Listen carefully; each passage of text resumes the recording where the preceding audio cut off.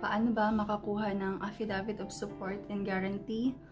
In my experience, kasi sa Germany ang country of destination ko, ang ginawa ng partner ko ay nag-email lang po siya sa Philippine Embassy dito sa Germany.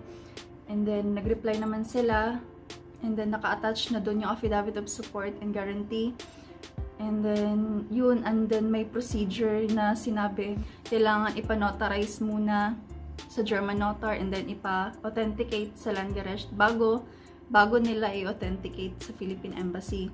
So, yun ang ginawa ng partner ko. Pinrint niya yung affidavit of support and guarantee.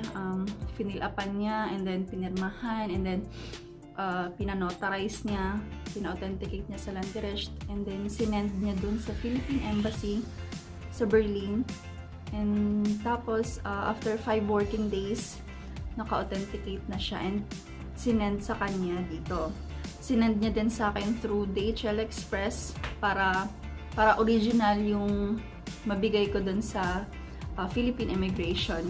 Hinanap talaga nila nung pag-flight ko to Germany, hinanap talaga nila, kinuha nila yung original copy ng affidavit of support and guarantee. May mga nag-chat din sa akin na hindi daw sila makakuha ng affidavit of support kasi matagal yung appointment. So, iba-iba kasi yan eh. Sa ibang country, hindi sila nagbibigay ng affidavit of support. For example, sa Maldives, hindi sila nagbibigay kasi lalo na kapag tourist lang. Kasi visa-free sila. Tapos, yung ibang country naman, matagal ang appointment. And then, yung problema nila kasi yung flight nila is malapit na.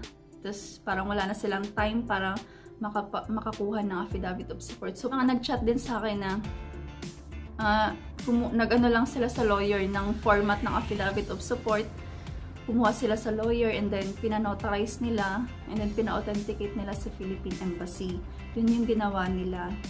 Kung may mga may mga tanong kayo or gusto nyong makakuha ng example sa affidavit of support yung dito sa Germany, pwede kong isend sa inyo. Mag-comment lang kayo and then i-comment nyo yung email address nyo kasi isi-send ko na lang sa inyo yung example ng affidavit of support. Yun, sana makatulong po itong video na to sa inyo. Lalo na sa mga malapit na ang flight. Kasi nung flight ko to Germany, hinanap talaga nila yung affidavit of support and guarantee. Kinuha nila yung original copy. So, hindi ko po alam kung pwedeng i-scan nyo lang or hindi ko alam kung pwede yun. Pero, kasi yung kinuha talaga nila sa akin is yung original, pati yung receipt, kinuha din nila.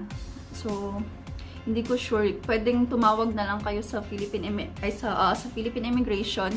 Tanong nyo kung tatanggapin nila yung scanned copy. Yun, mag-comment lang kayo sa mga tanong nyo dahil magre-reply agad ako. Thank you for watching. Bye-bye.